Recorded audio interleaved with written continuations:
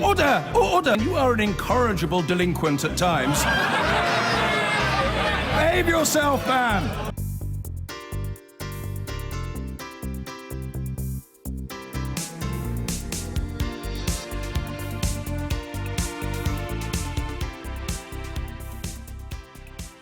The Prime Minister has arrived in Canada for a G7 summit that threatens to be overshadowed by disagreement and discord.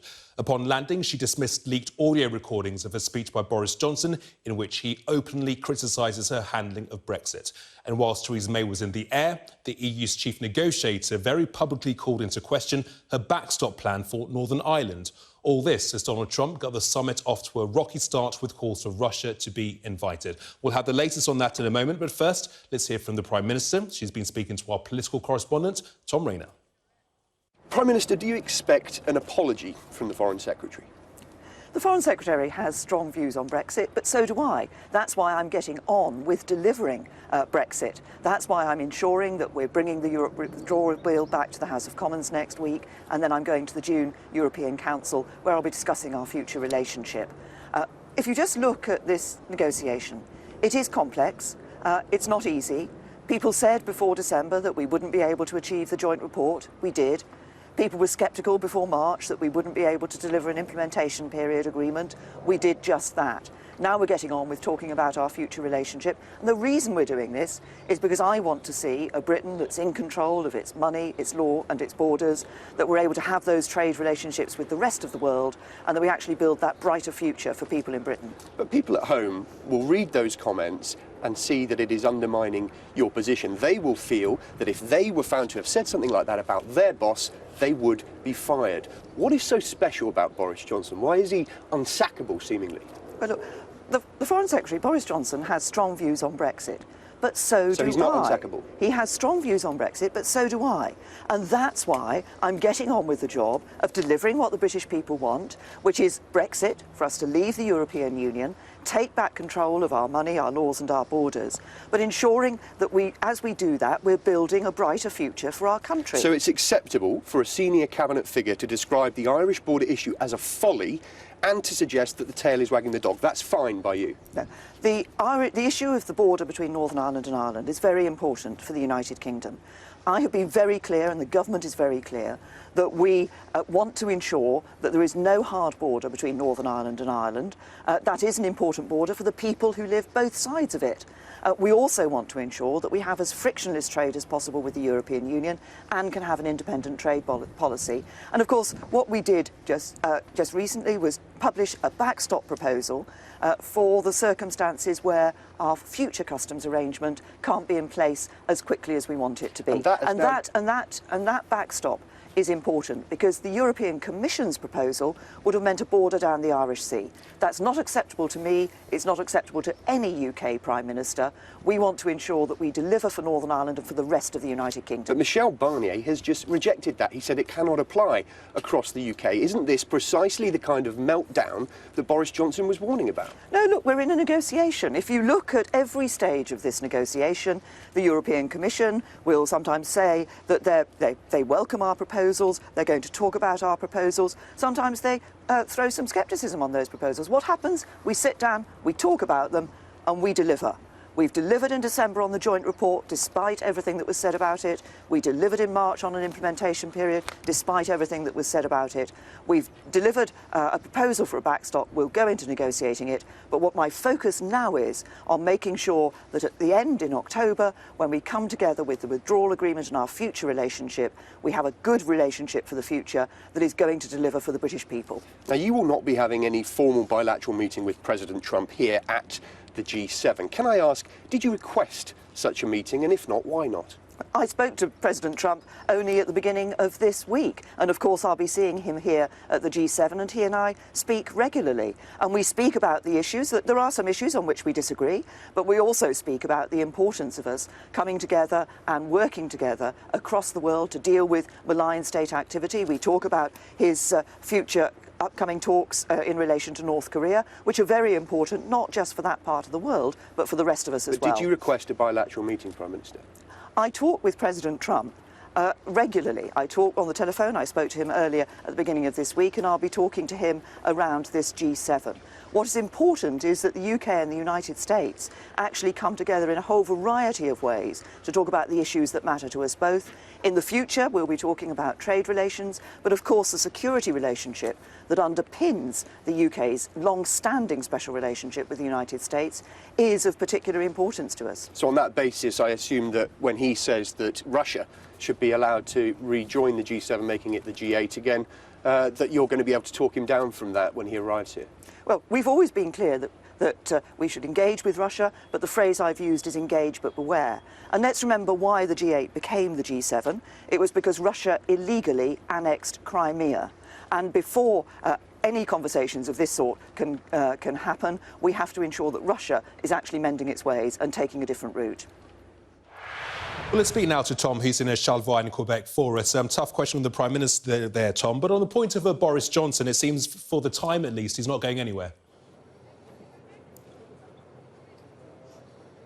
That certainly seems to be the case, Gamal. Yes, the sense is that Theresa May is trying to effectively dismiss those comments by Boris Johnson. And of course, she's had some practice at this because it keeps on happening. Every time she reaches a key moment, there is some kind of either intervention or newspaper article or audio leaks that undermine her position. But as you heard in my interview there, she says that she recognises that Boris Johnson has strong views on Brexit, but that she does too, and that this isn't an easy negotiation, that it is complicated, but that she is pressing on and delivering the Brexit that she has been committed to. But I think the problem for her is that this is something that is potentially a major threat to her premiership. We saw with the David Davis situation yesterday where he threatened resignation. We've seen again today with the impact that Boris Johnson's comments have had in terms of undermining her credibility, that her leadership is something where people are talking quite openly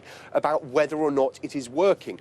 That has to be something that is high up her own personal political agenda. And yet here at the G7, nobody will be thinking about that because there are so many other bigger issues that the leaders here will be confronting. President Trump has arrived in the last last few minutes really.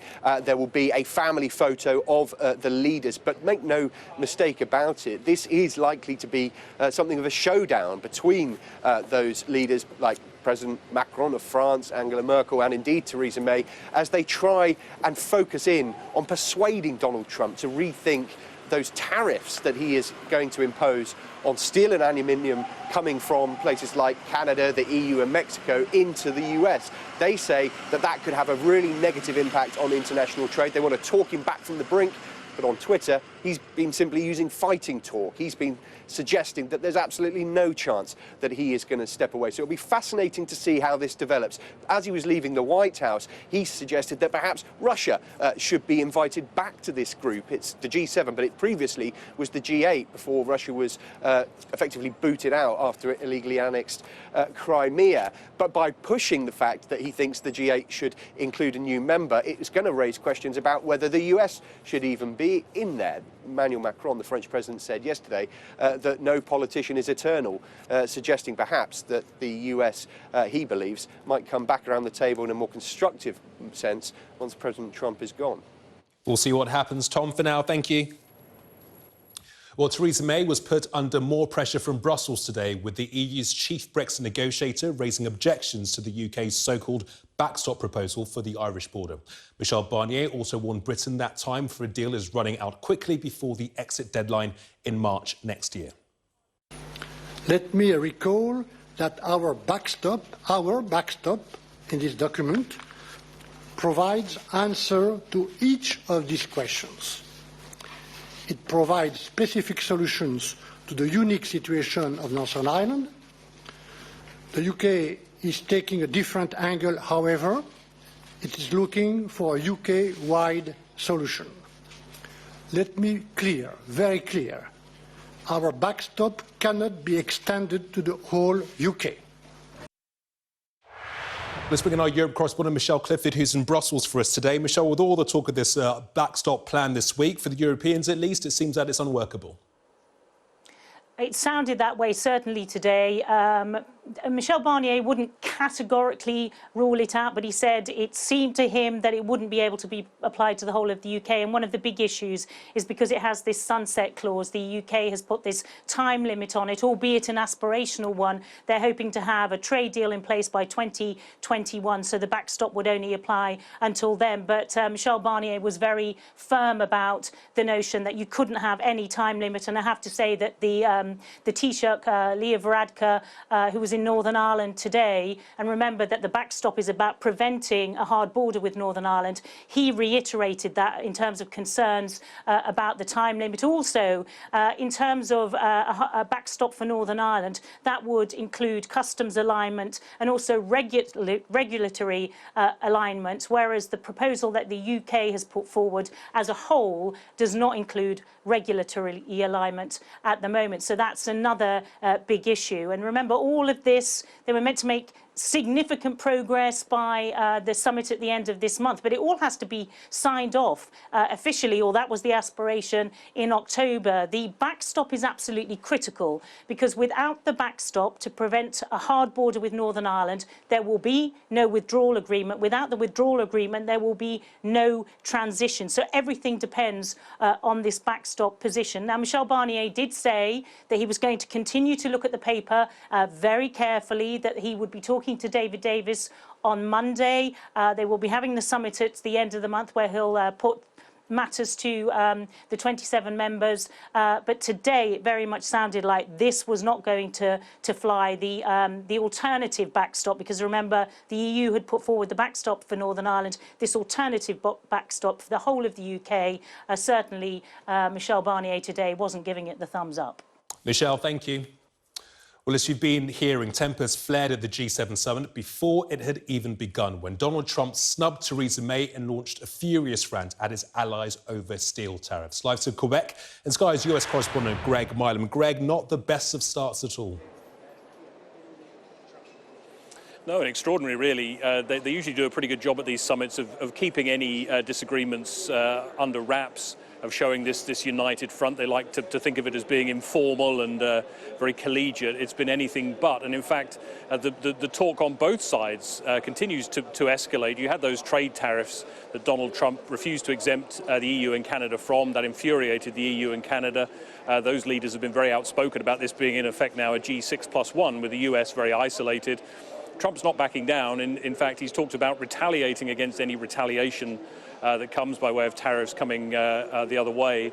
And in fact, we know he's going to leave this summit early. That's pretty much what he feels about this summit. There were reports that he didn't want to come at all, doesn't like being lectured by other world leaders, and no one really believes that he'll pay much attention to what is said here about the need to take a different approach. It is about America first for him, of course, on so many fronts. And as if it wasn't difficult enough, when he left the White House an hour late this morning to come here, he threw another bomb into international diplomacy with those comments on Russia, a country, of course, expelled because of what it did in Crimea, suggesting that it should be allowed back in. This is what he said. I have been Russia's worst nightmare. If Hillary got in, I think Putin is probably going, man, I wish Hillary won, because you see what I do. But with that being said, Russia should be in this meeting. Why are we having a meeting without Russia being in the meeting? And I would recommend, and it's up to them, but Russia should be in the meeting. It should be a part of it. You know, whether you like it or not, and it may not be politically correct, but we have a world to run. Now, there is no indication that anyone else here shares that view, and whether he brings it up will be interesting. He is only due to have one-on-one meetings with the Canadian Prime Minister, Justin Trudeau, the host of this summit, and the French President. No one else, not Angela Merkel, not Theresa May.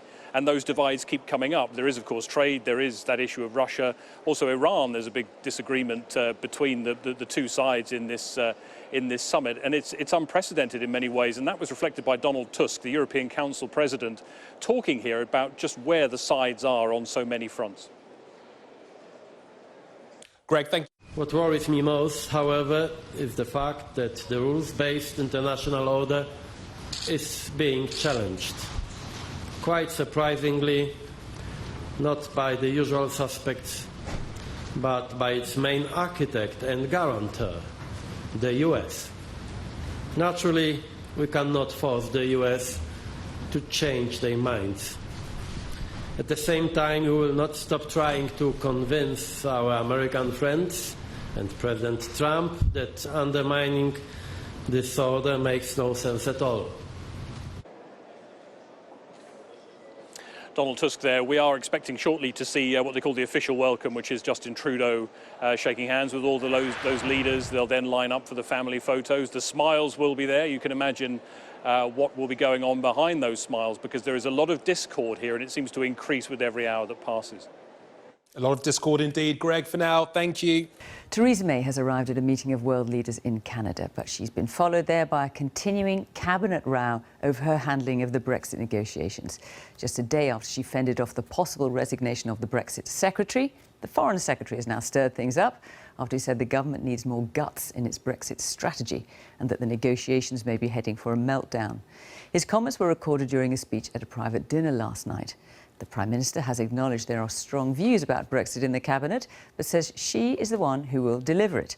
She's been speaking to our political correspondent, Vicky Young.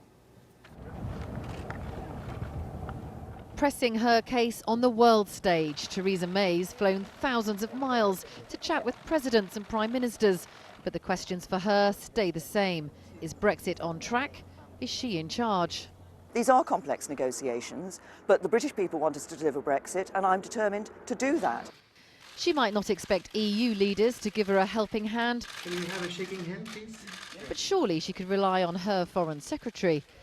Back home, though, Boris Johnson's been secretly recorded, suggesting Theresa May could learn something from the American president. Imagine Trump doing Brexit. What would he do? He'd go in bloody hard. There'd be all sorts of breakdowns, there'd be all sorts of chaos. Everyone would think he'd gone mad, but actually, you might get something. So very, very good call. So did the Prime Minister feel undermined by those remarks? People like Boris have strong views on Brexit, but so do I. I want to deliver Brexit for the British people. That's what people want, and I'm getting on and doing it. How many times can we get to this position where you have to have these clashes with those on your own side? At every stage in these negotiations, we've seen people casting doubt on whether or not we could achieve what we want to achieve. They said that in December, prior to the December joint report being agreed. They said it prior to us delivering the implementation period in March. We're now moving on to finalise those withdrawal issues and also to move on to discuss our future relationship. Philip Hammond, making a speech today in Berlin, thinks the way to make more progress is through cooperation.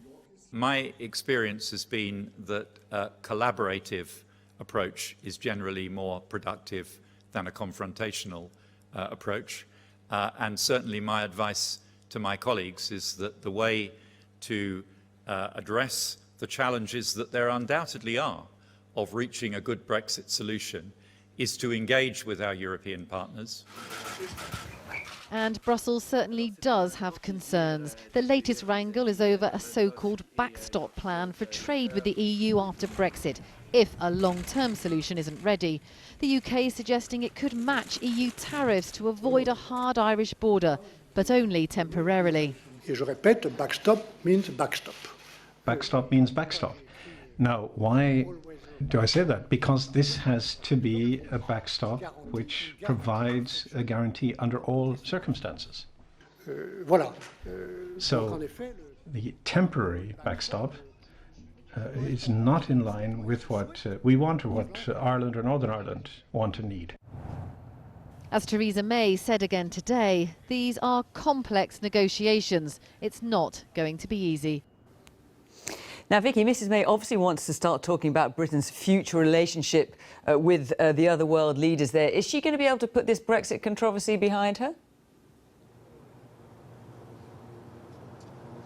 Well, what's interesting is this does chime to some extent with the anxieties of Brexiteers like Boris Johnson, who are concerned that with the agreement, with the way that it might be going, the UK will end up so closely aligned with the EU that it is unable to take advantage of, as they see it, the opportunities that are out there. So it was interesting today that Theresa May did choose to talk about the big prize, the bright future for Britain, controlling not just our own money, our own borders, but crucially trade deals. So here as she meets and sits alongside people like the Prime Minister of Japan, of course, Donald Trump, those huge global economies which Britain is going to have to do these trade deals with after Brexit. Of course, she wants to be talking about that, trying to set the base for what is to come in the future, instead of having to talk about what is going on within her cabinet and what her Foreign Secretary might be saying behind closed doors.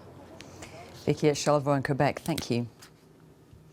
Well, there were sharp exchanges between President Trump and other members of the G7 even before the summit had officially begun.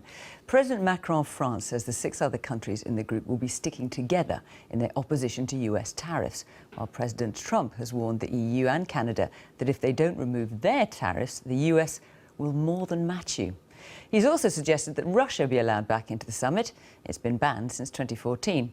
Our North America editor John Sopel is at the summit. The reluctant visitor has arrived.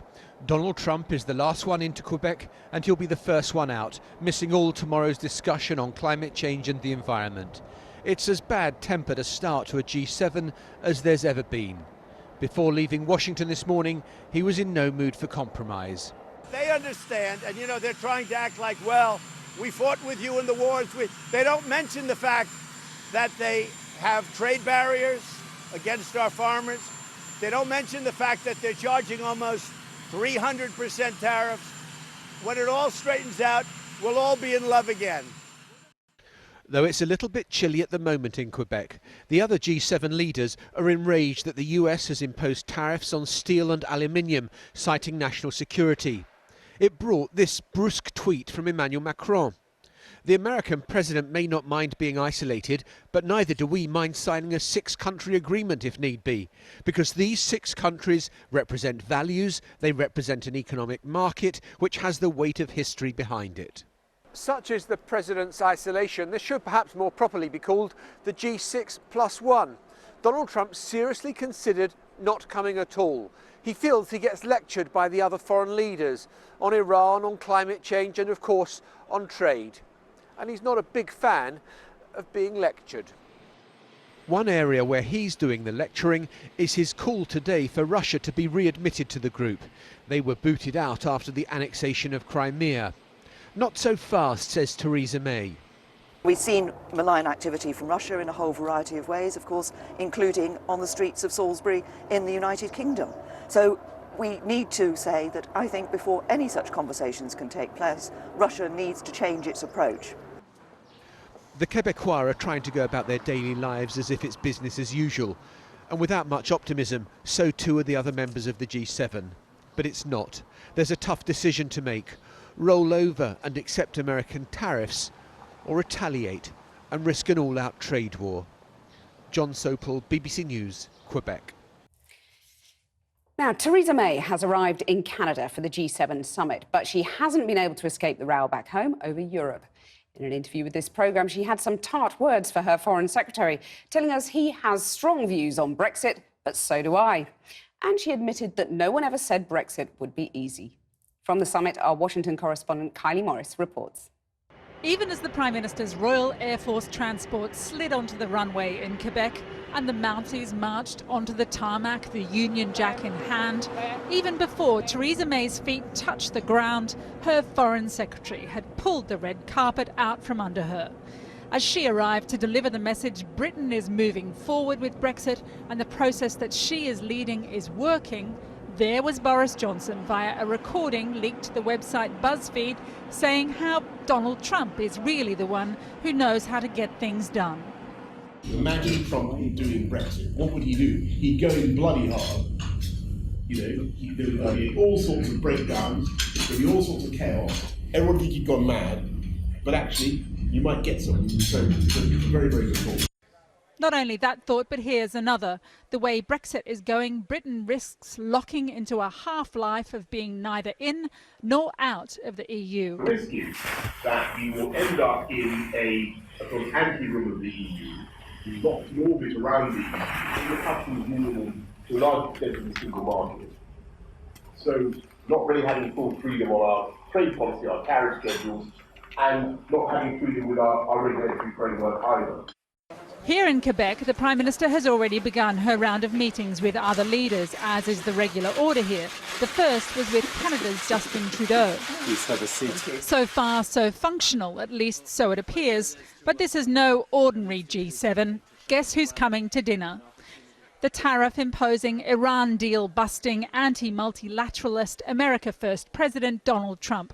Fresh off a tweet storm to end all tweet storms, which had begun late yesterday, slinging insults and shaking his fist in 280 characters or less, even as he arrived at the summit of so-called friendly nations today. Looking forward, he wrote, to straightening out unfair trade deals with the G7 countries. If it doesn't happen, we come out even better. He lambasted the European Union and Canada for their own protectionist policies, which he called totally unfair. In case anyone missed that, this was the president when he left Washington. And you know, they're trying to act like, well, we fought with you in the wars. They don't mention the fact that they have trade barriers against our farmers.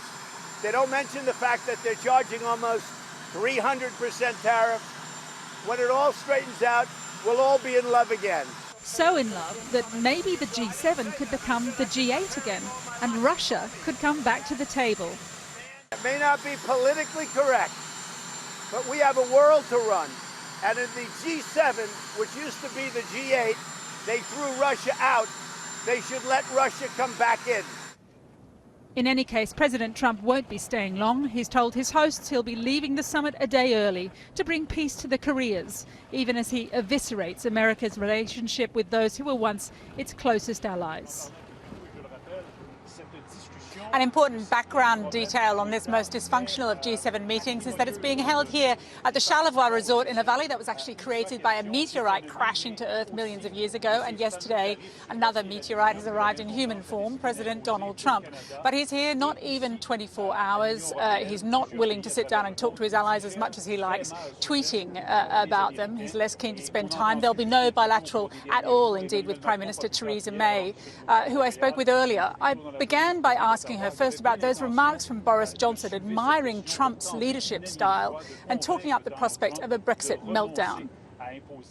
These are complex negotiations. Boris has strong views on Brexit, but so do I. I want to deliver for the British people, and that's exactly what we are doing as a government. And if you look at the process of these negotiations, which nobody ever said were going to be easy, before December, people cast doubt on whether we could deliver the joint report. We did. We also delivered on the rights for citizens, for European citizens living in the UK and UK citizens living in the rest of the European Union. Before March, business was very clear. They wanted an agreement on an implementation period. People cast doubt on whether we could achieve that. We did. Now we're going into the negotiations not just about finalising arrangements for our withdrawal, but also ensuring that we have the right future relationship. But and I'm focusing on delivering what the British people want and a successful Britain. But that message is being clouded by the words of your own Foreign Secretary. I mean, he is not praising the work that you're doing. He's not praising your leadership. He's undermining you. As we go through these negotiations, what matters is focusing on delivering for the British people, and that's exactly what I and the government are doing. Is he doing that too? It's exactly what I and the government are doing. This week we came together, we've agreed the backstop proposal in relation to the border between Northern Ireland and Ireland. That's important, not just for Northern Ireland, but for the whole of the UK. Let's get on to the issue of trade deals around the world. Here we are. And tariffs are flying from both directions. The American president is arriving with very belligerent comments about the position taken by the EU. There's reporting of the kind of commentary he's been using about you yourself, describing you as having a schoolmarmish tone, saying that you're too politically correct. What's happened to the special relationship? The special relationship between the UK and the United States continues. Really? The United States is this is a long-standing, enduring relationship where we have shared values and we come together, particularly dealing on issues around security and defence. But because of that relationship, it means that when I disagree with President Trump, I'm able to say so. I disagree with him on the steel tariffs, the steel and aluminium tariffs, and I have told him that. I spoke to him earlier this week and again said exactly exactly that. There are some other issues on which we disagree, but the relationship means There are we're some able to big have that issues. frank discussion. But there are some big issues. I mean, you couldn't design a set of foreign policy decisions more antagonistic toward Britain's position than what President Trump has done over the past year on Iran, on tariffs, on climate change. You're constantly being contradicted by him, and when you do try to negotiate with him, he seems to just be completely deaf to your lobbying.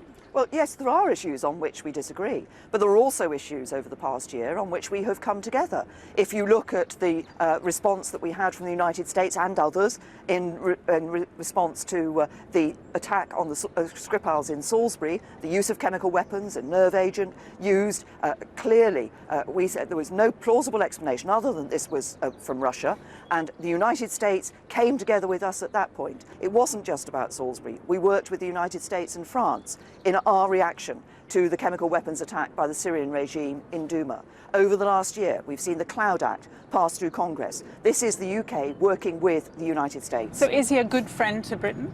We work together as the United States and the United Kingdom are good friends. President Trump and I work together. Yes, sometimes we disagree on issues, but when we disagree, because of the nature of our relationship, we're able to have that frank and open discussion. You're not having a bilateral with him. He's raised the issue on Russia of inviting Russia back into this group.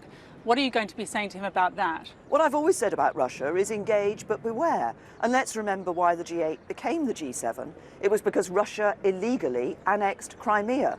So before any conversations of that sort can start, Russia needs to follow a different path, needs to change its ways. Clearly, President Trump is really doing what he can to unsettle the leaders of other nations here. I don't think anyone is expecting Vladimir Putin to turn up anytime soon, but the bigger reality here is this is the international order, as was led by the United States, unravelling at high speed. These leaders, from President Macron, who's tried to be Trump's best friend, to Angela Merkel, who's always kept him at a distance, are simply tap dancing at this stage to try to find a way to achieve some level of cooperation with him. Theresa May, they're clearly wanting to steer away from any critical commentary, despite Trump's moves on tariffs and Iran. But make no doubt, this is exactly where Donald Trump wants to be. He is determined to remake not only trade, but America's alliances, and he doesn't really mind who he alienates in the process. Thanks very much, Kylie. Many prime ministers would have sacked their foreign secretary many times over by now. Instead, Theresa May was today defending hers, despite Boris Johnson attacking her Brexit stance for lacking guts. He also suggested Donald Trump would do a better job. But the Prime Minister would only go as far as stating the obvious, that her Foreign Secretary has strong views on Brexit, she said, just like she does. The row overshadowed Mrs May's trip to the G7 summit in Quebec, where she'd hoped, perhaps just for a few hours at least, to leave her domestic troubles behind. They were smiling and waving for the cameras. But this is a divided and fractious G7. And for Theresa May, the problems bedeviling her divided and fractious cabinet have followed her all the way here. She'd barely arrived for the summit when she was confronted with recorded comments by her Foreign Secretary, saying her handling of Brexit was headed for a meltdown and describing European allies as the enemy. Every time you want to deliver Brexit and seem to move forward, one of your own cabinet colleagues seems to undermine you and hamstring you in moving forward. No, these are complex negotiations, but if you Are just they helping look... you, though, these comments? These are complex negotiations, but if you look at every stage of the negotiations so far, when people have cast doubt on whether we would get agreement in December on the joint report, we did, that mattered. You've got the Foreign Secretary also describing your European allies as the enemy and the importance of taking the fight to the enemy. You're about to meet some of those members of the EU here. What do you say to them when you walk into the hall with your Foreign Secretary saying things like this? When I work with my European allies, what we'll be doing here at the G7 is looking at issues that affect not just us, but other parts of the world. I fully understand the agenda that you're going to negotiate with all of your sort of colleagues, but the fact is when you walk into these negotiation halls, those other leaders will look at you and saying, here is a Prime Minister that is being undermined by her own cabinet colleagues and, them paying no price. That must weaken your negotiating strength and position. As we go into these negotiations, which are complex, nobody ever said this was going to be easy, but if you look at what happened before December, people said we wouldn't be able to negotiate that joint report, to get that financial settlement, to get the rights for citizens, both of Europe, the EU27 who are in the UK, and the UK citizens who are living in EU27 countries. People said They cast doubt on whether we could achieve the implementation period for business. We did both of these. Now we're looking ahead to negotiating what that future relationship is going to be. Today, Boris Johnson made no comments whilst visiting a school in his constituency. That's what the Prime Minister wished he'd done a few days ago. Instead, he was recorded suggesting Donald Trump would do a better job of Brexit than her. Imagine Trump doing Brexit. What would he do? He'd go in bloody hard. There'd be all sorts of breakdowns. There'd be all sorts of chaos. Everyone would think he'd gone mad. But actually, you might get something. So very, very good call. When you have your Foreign Secretary saying that he thinks that Donald Trump would do a better job of delivering Brexit, where does that leave you? Well, look, there are strong views. Boris has strong views in Brexit, but so do I. I want to deliver Brexit for the British people, and I'm determined to do exactly that. And that's what I'm getting on and doing. The political firestorm started by Boris Johnson won't have helped Theresa May in G7 negotiations tonight, where she's joining opposition to US tariffs against the UK and its allies. But keen to show she's in control of Brexit and her cabinet, she has said she will hold an away day with ministers soon for crucial talks at Chequers. Raggy Omar, News at 10, Canada. Well, on top of the tensions in Canada over Brexit, Donald Trump sparked another debate before he'd even arrived. There was already a row brewing over his tariffs on steel and aluminium, and then the president suggested that Russia should be allowed to rejoin the G7. Moscow was suspended in 2014 after it annexed Crimea. Well, let's return now to Raggy, who joins us live from Quebec tonight. And Raggy, a pretty explosive suggestion from President Trump. Yes, it was. It was a bit of a political hand grenade thrown in to the G7 meeting before it had even begun. He arrived, earlier today, and in front of the cameras whilst meeting his other G7 counterparts. It was all smiles for the cameras, quite a lot of bonhomie with the Canadian leader, Mr. Trudeau. But behind the scenes, there has been really a lot of rancor and a lot of harsh words between members, particularly this issue of allowing Russia back in. The Prime Minister, Theresa May, has said she's opposed to it. Angela Merkel said the same thing. It was too early for Russia to come back. But interestingly, the newly elected populist Italian leader, Mr. Conte, opened up divisions within Europe, saying that he'd welcome that. So it just goes to underline how much these G7 leaders are really divided on so many questions. And that's before they've even got to the row over the trade tariffs, Raggy. That's right. Again, it's a big in tray of issues to iron out. The tariffs is one of the big ones. So is a lot of other issues. They're going to try and talk Mr. Trump down from that, particularly Theresa May. But it looks far unlikely that he will succumb to that. Raggy, thank you very much indeed. Although Donald Trump has been busy building peace with North Korea on one hand and angering allies with tariffs on the other, he has still found time to use his presidential power to pardon people convicted of crimes. And at the top of his list, he revealed today, is the boxing legend Muhammad Ali. The only snag is that Ali, who died 2 years ago, has no convictions to pardon. Mr. President! The Constitution of the United States is designed to limit the power of the Commander-in-Chief, but this president has found one part of it where neither Congress nor the courts will get in his way. The power to pardon is a beautiful thing. And he gave the next recipient of his official forgiveness a big build-up. I'm thinking about somebody that you all know very well, and he went through a lot, and he wasn't very popular then. His memory is very popular now. I'm thinking about Muhammad Ali. In war, the intention is to kill, kill, kill, kill, and continue killing innocent people. Half a century ago, when he was heavyweight champion of the world, Muhammad Ali refused to fight in the Vietnam War and he was convicted of draft dodging. The conviction was overturned by the Supreme Court a few years later. Ali was a conscientious objector. So, as his family's lawyer was quick to point out today, there is no criminal record and no pardon needed for a man who died, a global icon. Earlier this week, Mr. Trump granted clemency to a grandmother who was serving a life sentence for drug offences. My heart is just bursting with gratitude. After Kim Kardashian had visited the White House campaigning for her release.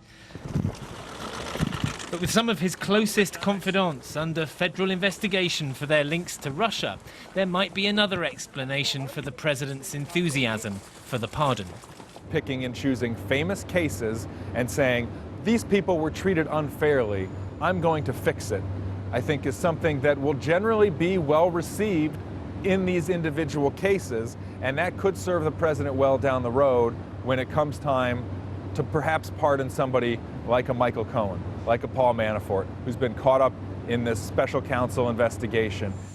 Mr. Trump insists he has the power to pardon even himself, although he says he'll never need one.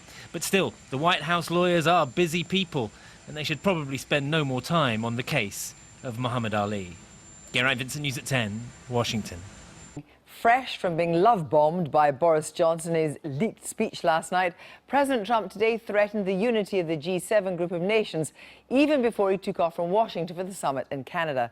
Mr. Trump called on Russia to be readmitted to the grouping, a suggestion he was later backed on by the new Italian Prime Minister, Giuseppe Conte. Theresa May immediately rejected the idea, saying we should remind ourselves why the G8 became the G7 after Russia illegally annexed Crimea. Earlier, she had said, with reference to the trade row, that the US remain good friends who can talk frankly with each other when they disagree, but the Prime Minister will not be able to take Trump to task over Russia because he is the only leader with whom she is not having individual talks. As this most unusual of summits continues, President Trump has managed to split the West and undermine the work Theresa May did in uniting the G7 in condemnation of Russia over the Skripal's poisoning. So what is Trump's game, and what now for global diplomacy? Here's Mark Urban.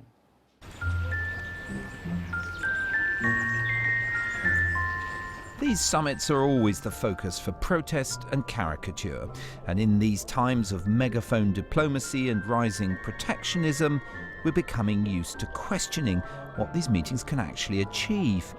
But we seem to be in a new phase now, with a president who so often exceeds the cartoon version of himself.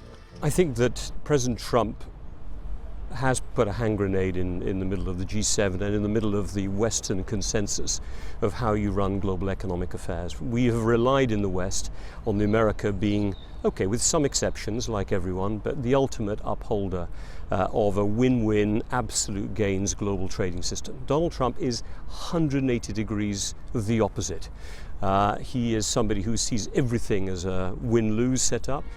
Following America's imposition of steel and aluminium tariffs and the EU's promise of retaliation, the mood music was bad enough.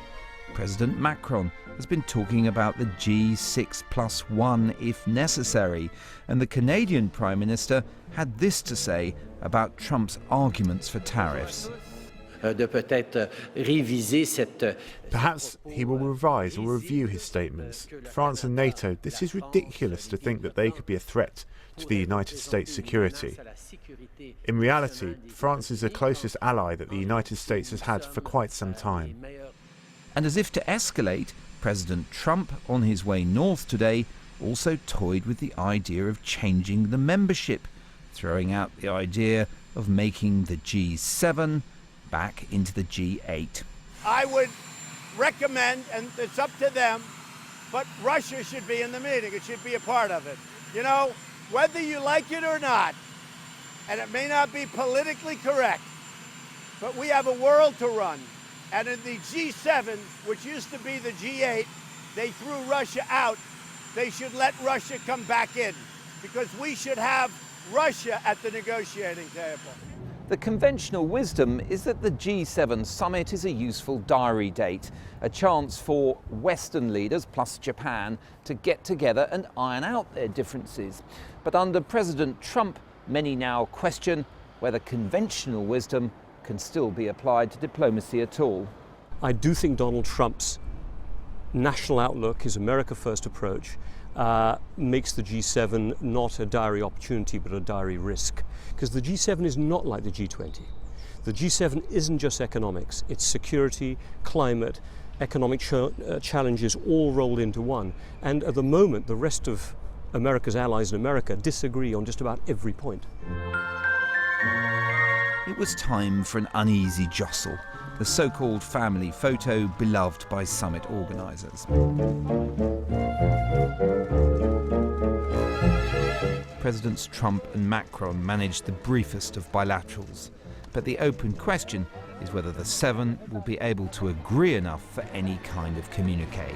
President Trump, meanwhile, looks forward to his date with Kim Jong-un. Mark Urban, so what prospect of the G7 actually agreeing anything this weekend? And if they don't, does it matter? Jonathan Powell is with me. He went to his fair share of summits during a decade as Tony Blair's Chief of Staff. Mark Lotter was a special assistant to President Trump in the White House and joins us from Washington. Good evening to both of you. First of all, Mark Lotter, is this all about Donald Trump making mischief, trying to kind of destabilise what he might see as the cosy setup of the G7? No, I think what you see is the president taking his message directly to his fellow world leaders, talking about the need to equal the playing field, especially as it relates to international trade. We have been on the bad and on the losing side of many of these trade agreements for a very long time. The president was very clear when he ran for office that he was going to back the needs of American workers first. And so in many cases, we face unfair tariffs and non-monetary regulations that limit our abilities. Let's come on to trade in a moment, but what about asking, insisting that Russia comes back in appeals to his base in America? Where's the locus for that? I think what you're seeing there is recognizing that we need to be able to have a discussion with all of the world leaders, and so we can address the challenges that we face together. Well, let me just turn to Jonathan Bell. Let's just go through a few things. No Paris Climate Agreement, no Iran deal, moving the embassy to Jerusalem, tariffs on steel and aluminium, wanting Putin back in. Is this about Trump calling the shots or just being a disruptor? Well, he clearly is a disruptor. I think the Russia thing is simply a way of distracting from the fact that everyone else was united against him on trade. I remember when we invited Russia the first time to the Birmingham summit and created the G8, with Yeltsin was in charge, and then they were thrown out in 2014 for invading Crimea. It would be a very odd message to send to invite them back now they've murdered Skripal and so on. I don't think President Trump means that seriously. It's a way of distracting attention from what was being said to him. It's not a serious suggestion from Trump, Mark Lotter. I think it's throwing out there a carrot that we need to be able to offer something to Vladimir Putin to encourage him to stop the destabilizing activities, to stop doing many of the things that we have seen, and why the G7 or the G8 became the G7 in the first place. But what about if there is a carrot out there for him to come back and rejoin the world community, the president would be open to it. Does it not really matter to Trump about the Skripals? Does it not matter about the attack in Salisbury? Does it not matter about Crimea? Is he just saying that this is get real, this is real politics, we have to run the world, so therefore no matter what Russia does, it can come back in? It's not acknowledging or condoning any of those activities. What it's saying is we need to see positive movement from Russia in the future going forward. And if this is a carrot of something that they would welcome, and it would help to de-escalate the growing tension that is taking place with Russia, then it's something that the president would consider. Well, Jonathan Ball, the idea, of course, that Italy's falling in behind Trump. Now, you've got economic nationalism, you've got populism. These forces that clearly have some purchase within his own constituency. Well, I think I put Trump and the new Italian government in slightly different baskets from that point of view. I think the interesting thing about Trump is that he is a disruptor, and being a disruptor can sometimes be quite useful, as in North Korea. But in an awful lot of places, if you're a disruptor and you don't have a plan, if you break down the Iran agreement and you don't have a plan B, and all the European diplomats come to Washington and say, OK, so now what? And you say, well, we don't know. Then that's a problem. America is supposed to be offering world leadership. If it abdicates, that vacuum will be filled by others like Xi in China. Well, you say he has to offer world leadership. He might say, and Benjamin Netanyahu said the other day, that the Iran deal's dead. We don't even need to discuss it, because if Trump walks away from the Iran deal, it is dead. That's true, though, isn't it? It may be, but then so what's what's next? Yeah. And that's what the Europeans are asking. They're used to Washington coming up with ideas, having a plan. If you do something one day without having thought what the plan on the next day is, you've got a bit of a problem. Yes, and Trudeau was saying in Canada, you know, you can say that you have got steel and aluminium tariffs because of national security, Mark Lotter, but you're not going to say there's a national security for pharmaceuticals and all sorts of other things. I mean, where is the next step, as Jonathan Powell says?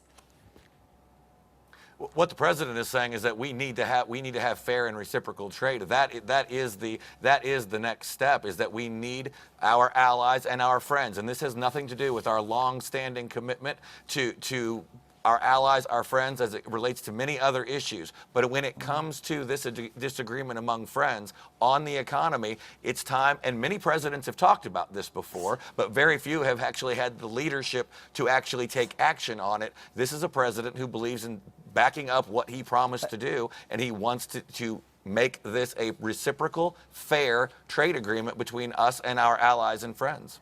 Just going back to the populism for a moment, you know, people look at the G7, they think it's a cosy club, and it's actually not. You know, it's not got all sorts of countries that actually matter. You know, India, South American countries, and so forth.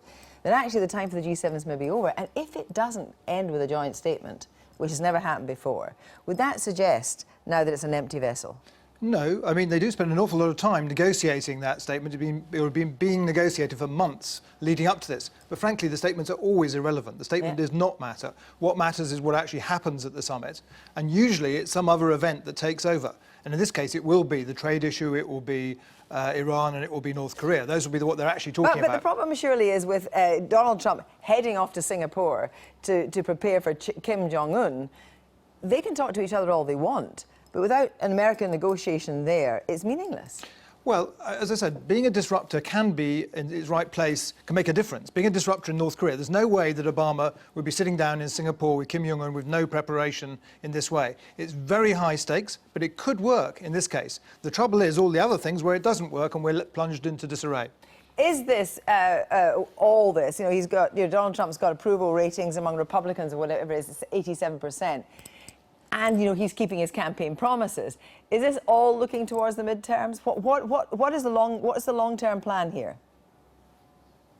I think the long-term plan is to get America's economy growing again, which we've already seen tremendous growth in the economy, making the world a safer place by dealing with North Korea, and the president's concerns about the Iran deal, the failed Iran deal, and he is willing to work. And we have encouraged our partners in the United Kingdom, in France, in Germany, and others to join us in leveling additional sanctions on the other issues that were never covered in the Iran deal, like ballistic missile technology, exporting terrorism, funding terrorism, so many other things that are destabilizing the Middle East. The president is willing to work with our allies in strengthening that deal to make sure that Iran never has a nuclear weapon, not giving them a timeline 10 years from now where they could have one. Thank you both very much indeed.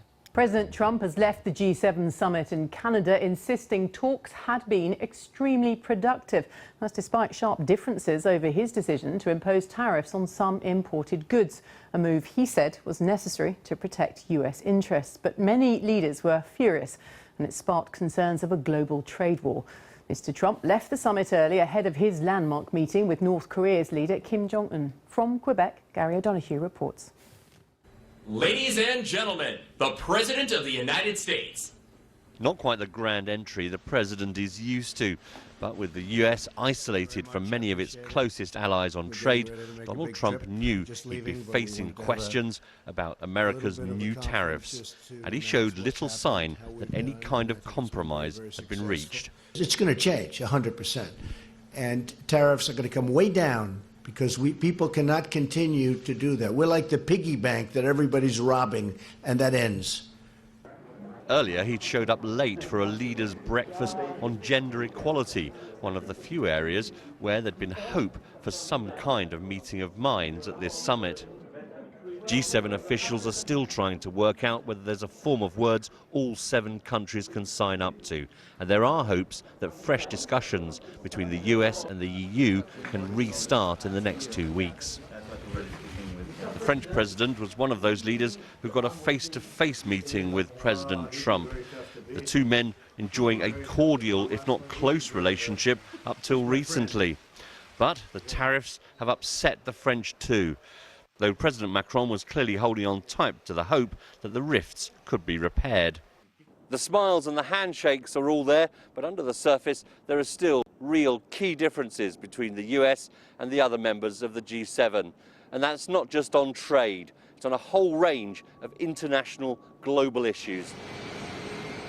Donald Trump considered skipping this summit entirely, and clearly his mind has been much more focused on his next stop, Singapore, when he comes face to face with North Korea's leader.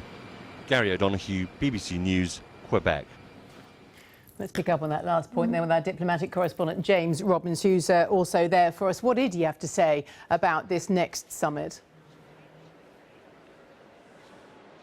Well, a lot, and before he flew off, he told us that this was going to be a mission of peace. He derided his predecessors at the White House. He said they'd missed opportunities 5, 10, 25 years ago to see the North Korean leader and try to sort things out. He wouldn't predict the outcome, but he said, rather astonishingly, that he thought he'd know within a minute whether that first historic summit with Kim Jong-un was going to be a success or not. He said, "That's what I do."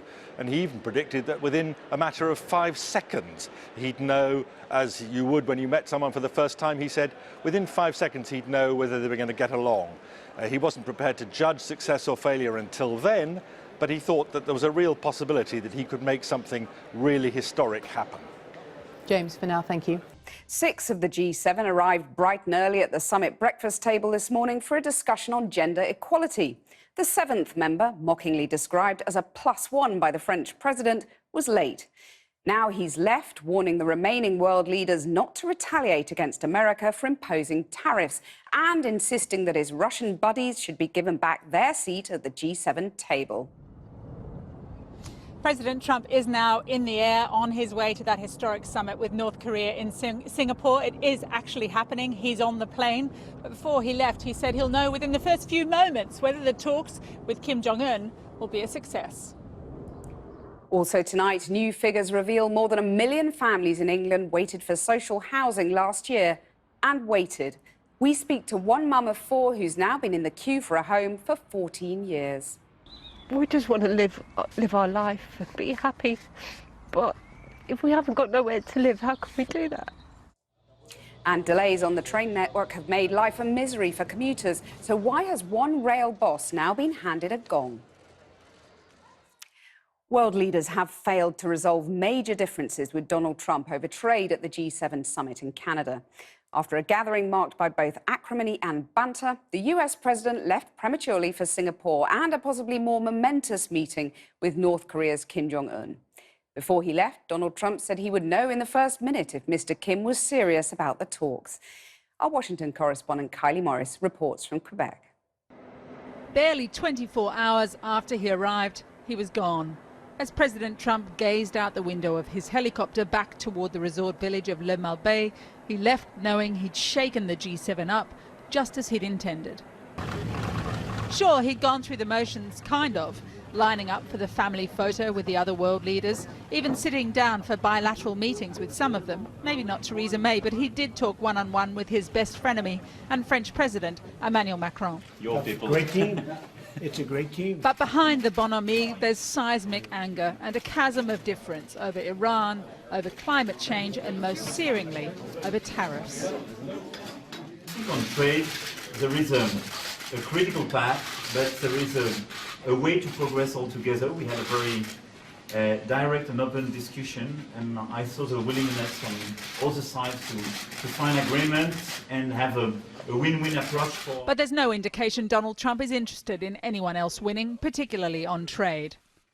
Well, Justin, it's been really great, and I appreciate, Justin has agreed to cut all tariffs and all trade barriers between Canada and the United States. So, jokes aside, the Canadians were giving no ground. Their foreign minister had this to say about new tariffs imposed by the US on steel and aluminium imports. This is an illegal act. It is absolutely unjustified.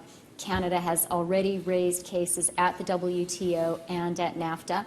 and we will retaliate. But we say that with great sadness because, and I say that with great sadness, especially here, because this is a group of countries who have learned, history has shown this group of countries in particular, that we are the most successful and our people are the most successful and prosperous and safe when we all grow together. This was hit-and-run diplomacy. He did the rounds with a welcome grin, even as his delegation reportedly argued whether the phrase rules-based international order, a staple phrase for the G7, should be included in any communique. As a final gesture this morning, President Trump turned up late to a gender equality breakfast. Any stragglers will come in as they arrive. But that allowed more time for moments like these. The British Prime Minister and IMF boss Christine Lagarde. Ms. Lagarde compliments Theresa May. Powerful lady. She says, powerful lady. The Prime Minister responds, that's a description of yourself. Mrs May announced her latest bid to take back control of the Brexit process overnight, a peace summit, this time of her own cabinet at Chequers later this month. Remarquable, en moins de 4 mois. Finally, the President arrived in no hurry, Plus de 20 ans, taking his seat beside Christine Lagarde. We can't hear what she said to him. There was a wry little wave from Italy's new leader. Perhaps in his mind, President Trump had already moved on to the next thing. Very much, I appreciate it. Another summit, 3 days from now, in faraway Singapore. This has probably rarely been done. It's unknown territory in the truest sense. But I really feel confident. I feel that Kim Jong-un wants to do something great for his people, and he has that opportunity. And he won't have that opportunity again. It's never going to be there again. It's a one-time shot, and I think it's going to work out very well. President Trump sounding very positive there about his upcoming meeting with Kim Jong-un. He's also said in that press conference that he thinks he'll know within the first few moments of meeting Kim Jong-un whether or not he is serious, the North Korean leader, is at all serious about actually reducing and eliminating nuclear weapons, whether he's serious about embracing peace. He used terms like through his touch and his feel. So that's his instinct, if you like. President Trump quite often references this idea that he is someone who negotiates and makes deals, relying on his kind of gut instinct and his first reactions to people. He said, in the same way as if you're going to like somebody, in the first 5 seconds of meeting them, that's the kind of feeling that he'll be on the lookout for when he meets Kim Jong-un. It sounds a little bit like diplomatic speed dating, I've got to say. In reality, this is going to be a very slow process. This is the first meeting in what will no doubt be a series of meetings, and at best we are looking at staged denuclearization over a very long period of time. There are already concerns, I've got to say mounting concerns, from some of America's Asian allies, particularly South Korea and Japan, that President Trump may be going into this meeting ready to make concessions as long as he defends the American homeland. So he gets concessions on ballistic missile program that's currently run by Pyongyang. He may be willing to give over on other issues that are of real concern to them, and of course they will not be in the room.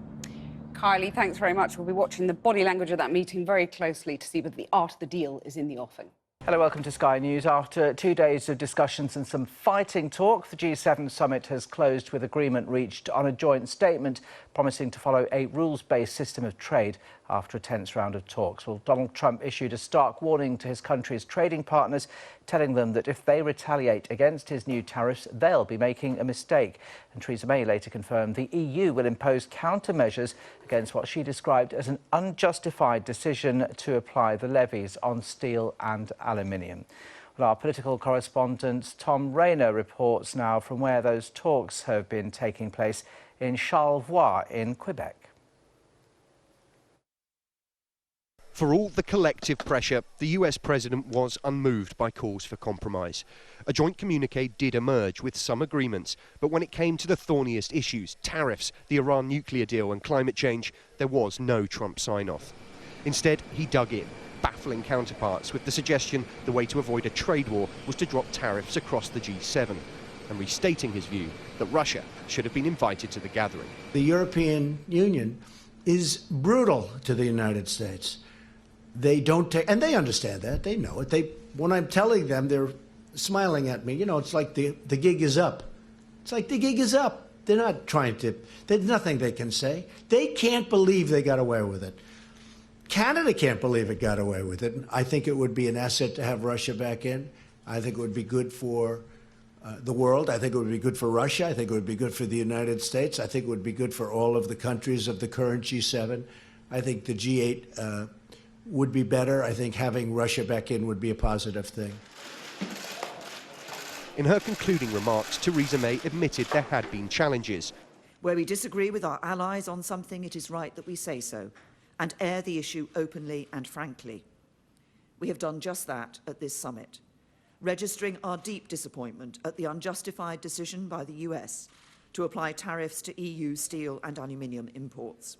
And on the question of Russia, denied that President Trump's comments had undermined agreements to crack down on hostile foreign interference. Yesterday, you reminded President Trump that the reason that Russia was kicked out of the G7 was because it invaded Crimea, but that appears to have fallen on deaf ears. Are you concerned that he's simply not listening to you? If there are to be any conversations about Russia's future in relation to this particular group, they have to change their ways. They have to change the route that they're taking and the sort of activity that they're involved in. Host Justin Trudeau tried to put a positive spin on things, but the Canadian Prime Minister couldn't resist the chance to have the last word in his dispute with Donald Trump. Canadians were polite, we're reasonable, but we also will not be pushed around. This was a G7 defined by divisions. Behind most of the disagreement, the US President's certainty in his position and disregard for convention. Seemingly unaware, or at least unconcerned by the optics, the President had arrived late at a breakfast session on gender equality, after speeches had already begun. Taking his seat late, before his early departure from a summit he only grudgingly attended in the first place. Tom Rayner, Sky News, at the G7 summit in Quebec. Well, as President Trump left Canada for the nuclear summit with North Korea's leader, he said he was about to undertake a mission of peace. He described the meeting scheduled for Tuesday in Singapore as a one-time shot for Kim Jong-un, warning that there was still a good chance the meeting would not work out. I think within the first minute, I'll know. My touch, my feel, that's what I do. How long will it take to figure out whether or not they're serious? I said, maybe in the first minute. You know, the way they say that you know if you're going to like somebody in the first 5 seconds? You ever hear that one? Well, I think that very quickly I'll know whether or not something good is going to happen. I also think I'll know whether or not it will happen fast. May not, but I think I'll know pretty quickly whether or not, in my opinion, something positive will happen. And if I think it won't happen, I'm not going to waste my time. I don't want to waste his time.